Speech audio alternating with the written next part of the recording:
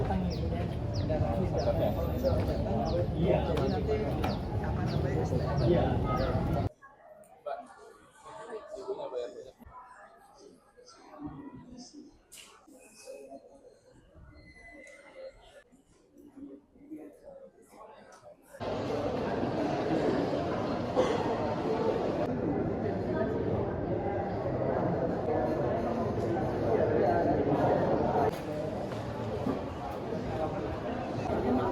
Saya tinggal nunggu dikasih panggil.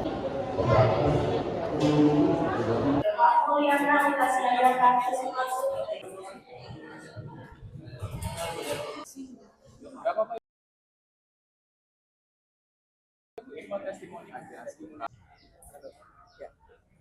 Ibu bisa diceritain terkait kebijakan kemudahan bayar pajak KDM. Tadi Ibu rasakan seperti apa? Sangat mudah sih. Terus langkah-langkahnya juga cepat, mudah, nggak terlalu ribet lah. Bu, diceritain dong, Bu, tadi Ibu bayar pajak motornya sebelumnya bukan atas nama Ibu ya, Bu ya? Iya, Itu gimana? Beli atau gimana? saya beli Dengan siapa? Belinya di mana, Bu? sama orang Bekasi. Terus saya bayar pajaknya di sini. Tadi syarat-syaratnya apa aja sih Bu yang bawa ke dalam? Cuma fotokopi STNK, fotokopi BPKB, sudah. Artinya Ibu nggak perlu bawa KTP pemilik awal, Bu ya? Enggak, Kalau dari kebijakan Ibu yang Ibu rasakan makin mudahkah atau seperti apa? ya makin mudah.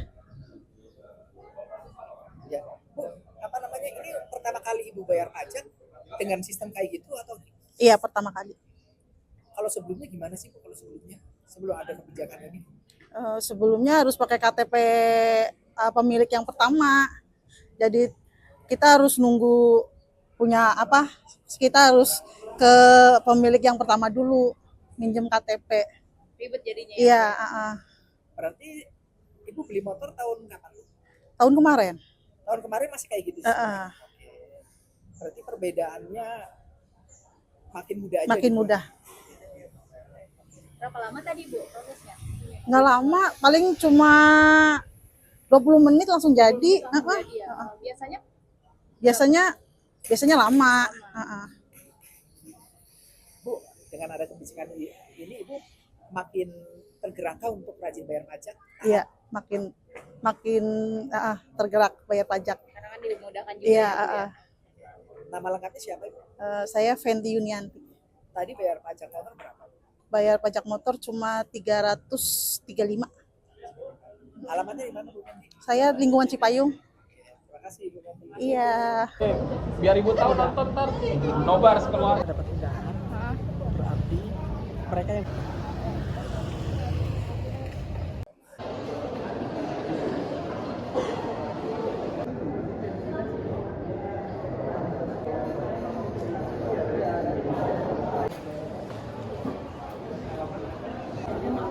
Saya tinggal nunggu dikasih panggil.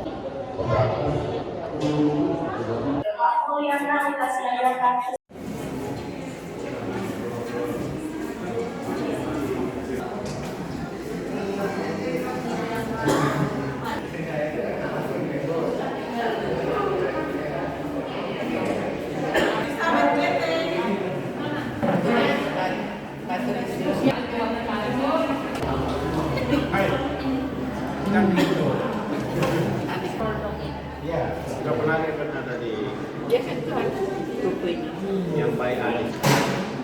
betul betul. Pas meninggal juga.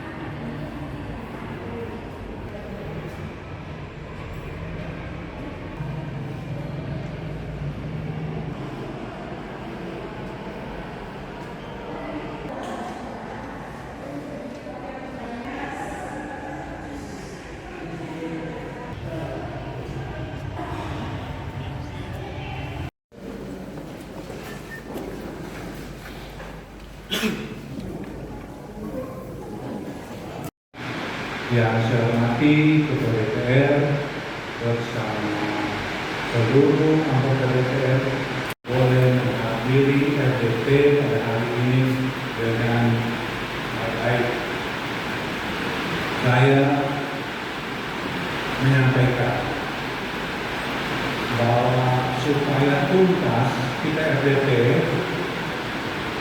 saya dan Pak Wakil Bupati bersama jajaran akan mendengarkan semua keluhan dan saya akan memutuskan hari ini apa yang menjadi kewenangan seorang bupati.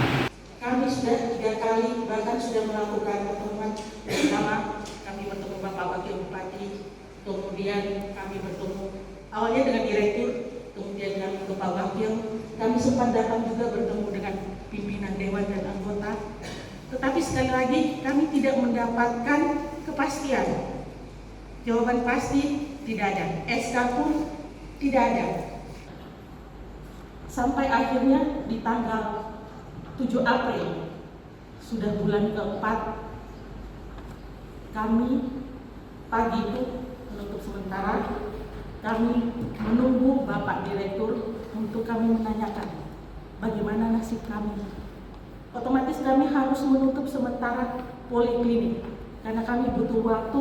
Tidak mungkin pasien menunggu kami di poli berjam-jam tanpa kami tahu kapan kami bisa bertemu dengan Pak Direktur yang saat itu sedang berkoordinasi di kantor bupati. Begitu Bapak.